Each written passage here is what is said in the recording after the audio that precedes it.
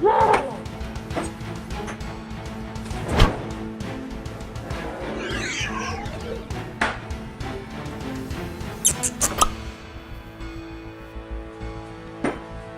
you know, stir fry is 80% prep, 20% cooking, which equals 100% enjoying.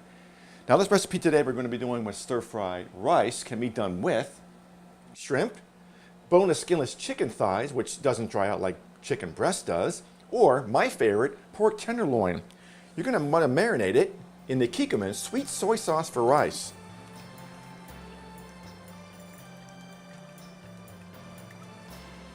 And for another layer of flavor, we're going to add just a little bit of some ground ginger.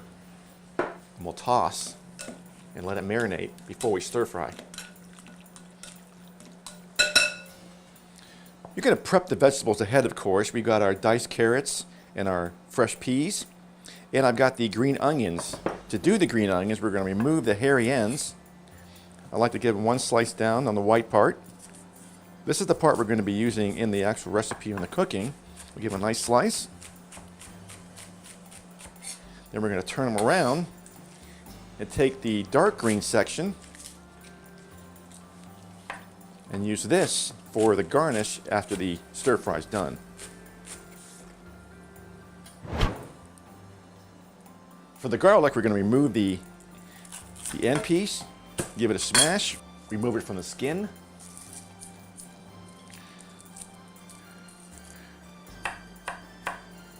I'm going to give it a slice down the side and fine dice it.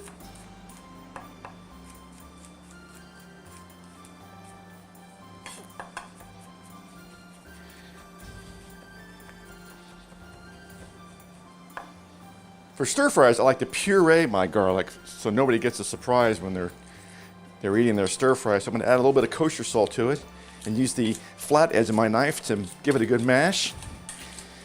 And puree it nice and fine.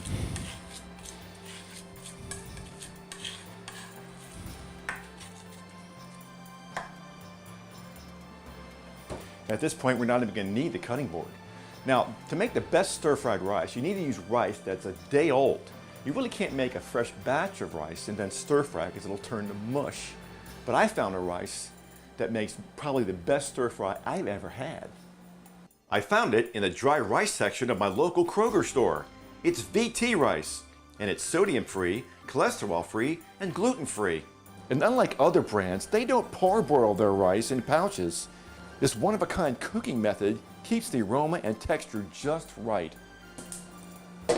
Now it's really important to get that wok or skillet really hot for at least 1 minute before stir-frying. And because we're cooking on high heat, we are not going to be using extra virgin olive oil. You need something with a higher smoke point, such as grapeseed oil or stir-fry oil. We'll start by scrambling our egg. We'll add our oil to the wok, get it swirled around, and we'll add about 75% of our scrambled egg to the pan. And we'll get it scrambled up.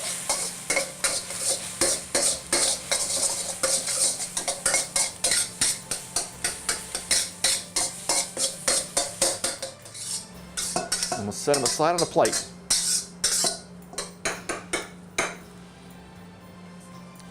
Now we're going to reheat our wok for another minute.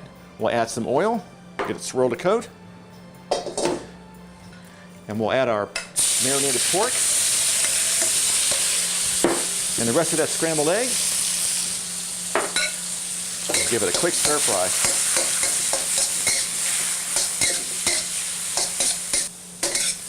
After about a minute or two, we get some color on this pork. We're going to add our garlic, and we're going to stir fry for only about 30 seconds because you do not want to burn that garlic because it'll be very bitter if you do. And we'll toss in our vegetables and give it a stir fry.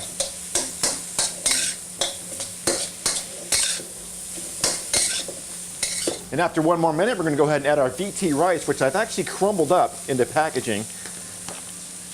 And we'll get it in there and give it a good stir fry.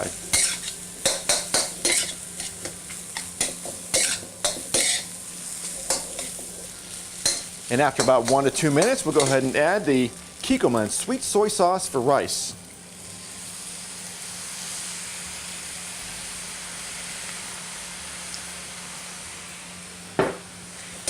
We'll give it a stir fry. Boy, now it really smells good.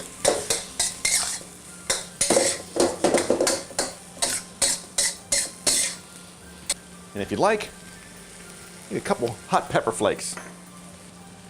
We'll finish by adding our scrambled eggs back to the pan and bringing it all together for one last toss.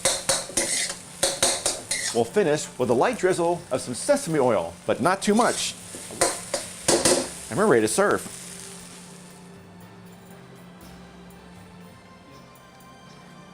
We'll top with our sliced green onions. You can also use toasted sliced almonds.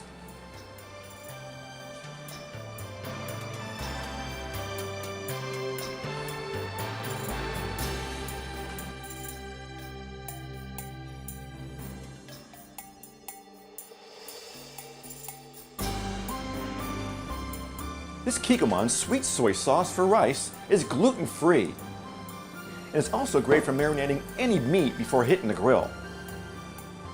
The perfect wine pairing for this dish is the Coppola Claret. The word claret comes from the British term that means a Bordeaux wine from France. And like all other Bordeaux's, it's a combination of 5 grapes, primarily 81% Cabernet, 9% Petit Verdot, 5% Malbec, 3% Merlot, and rounded up with 2% Cabernet Franc. It's aged in French oak for 15 months, and the majority of the grapes are harvested from their Sonoma and Napa Valley vineyards. You'll love the deep flavors of black cherries, finishing off with a light vanilla and toasty oak. Enjoy!